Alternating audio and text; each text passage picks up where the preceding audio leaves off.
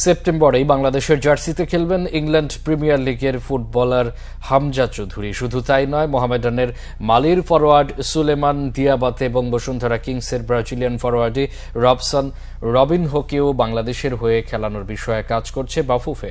English premier লিগের club Leicester সিটিতে খেলা হামজা চৌধুরীর বাংলাদেশ জাতীয় ফুটবল দলের হয়ে খেলা বিষয়টি অনেক অগ্রগতি হয়েছে। সব ঠিক থাকলে সেপ্টেম্বরে বাংলাদেশের জার্সিতে মাঠে নামতে পারবেন বর্তমানে ইংলিশ লিগের দ্বিতীয় টায়ারের দল ওয়াটারফোর্ডের এই ডিফেন্সিভ মিডফিল্ডার। তার বাংলাদেশি জন্ম সনদ হয়েছে। দ্রুতই পাসপোর্ট যাতে হয় সেজন্য বাফুফের সহায়তায় কাজ করছে লন্ডনস্থ বাংলাদেশ হাই কমিশন। আগামী সেপ্টেম্বরে ফিফা উইন্ডোতে এই ডিফেন্সিভ মিডফিল্ডারকে বাংলাদেশের জার্সিতে দেখা যাবে আশা করছে বাফুফে। হামজা চৌধুরী ইংল্যান্ডের লেস্টারে জন্ম নিলেও তার পূর্বপুরুষদের আদি নিবাস সিলেটের বাহুবলে। তার মা রাফিয়ার ইচ্ছাতেই লাল সবুজের জার্সিতে খেলার আগ্রহ প্রকাশ করেছেন ২৬ বছর বয়সী এই ফুটবলার।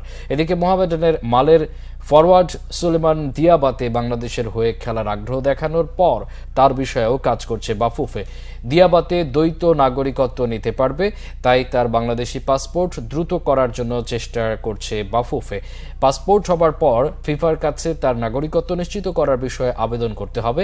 এর আগে ডেনমার্কে জন্ম নেওয়া জামাল ভুইয়া বাংলাদেশি বংশোদ্ভূত, কানাডার নাগরিক তারিক কাজী এবং নাইজেরিয়ার এলিটে কিংসলে বাংলাদেশের পাসপোর্ট নিয়ে খেলছেন।